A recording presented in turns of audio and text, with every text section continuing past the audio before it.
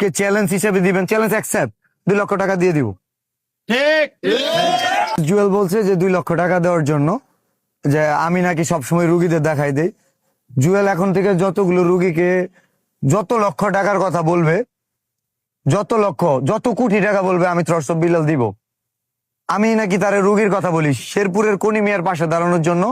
সে একজন মানবিক মানুষ, সে অন্যের পাশে যেহেতু আঙ্গুল দেয়, সো এইটা দেওয়া ভালো না। ভালো কাজগুলোর ক্ষেত্রে আমি তারে অফার করছিলাম এবং চ্যালেঞ্জও দিছিলাম। এটা অনুরোধ ছিল, আগেটা চ্যালেঞ্জ ছিল। তো উনি এগুলো মানতে নারাজ। ও শুধু কে কয় লাইন লেখলো সেগুলোর দিকে খুঁজ রাখবে। জুয়েল ভাইকে দৃষ্টি আকর্ষণ করছি, যে রুগীর জন্য 2 লক্ষ টাকা চাইছেন, সাথে আপনি যে গাড়ি দিয়ে আসেন ওই গাড়ির গ্যাস খরচ সহ, ঠিক আছে, আপনার ড্রাইভারের বকশিস সহ, কারণ ড্রাইভারের বেন নিয়ে চলেন, আমার মনে হয় খুব একটা বকশিস দেন না, ওই বকশিস সহ দিয়ে দিব। আপনি আগামী 3 দিনের মধ্যে আমাদের শেরপুর আসেন।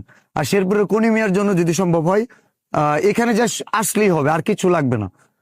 আর যদি না আসেন, সেই ক্ষেত্রে বলে রাখতেছি, আমি সবসময় যে বলি আপনাকে খুচা দিয়ে না, খুব সুন্দর করে বলছি যে শেরপুরের কোনি মিয়ার পাশে দাঁড়ান। আপনি না দাঁড়ায় উল্টো একটা রুগীকে দেখাই দিলেন 2 লক্ষ টাকা। ভাই 2 লক্ষ টাকা আর কোনো টাকাই না। আপনি আসেন শেরপুরের মাটিতে জাস্ট পা রাখবেন, আপনার 2 লক্ষ টাকা দিয়ে দিব।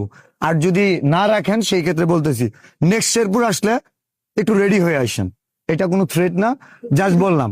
কারণ শেরপুরের কন্টেন্টের সাথে আপনি অপমানজনক ভাবে কথা বলবেন, প্রতারক বলবেন, আর শেরপুরের থ্রটস অফ বিলালে ভালোবাসার মানুষরা আপনাকে ডাকবে মানবিক কাজের জন্য, ওইখানে আবার আরেকটা কাজকে চ্যালেঞ্জ হিসেবে দিবেন, চ্যালেঞ্জ অ্যাকসেপ্ট, 2 লক্ষ টাকা দিয়ে দিব।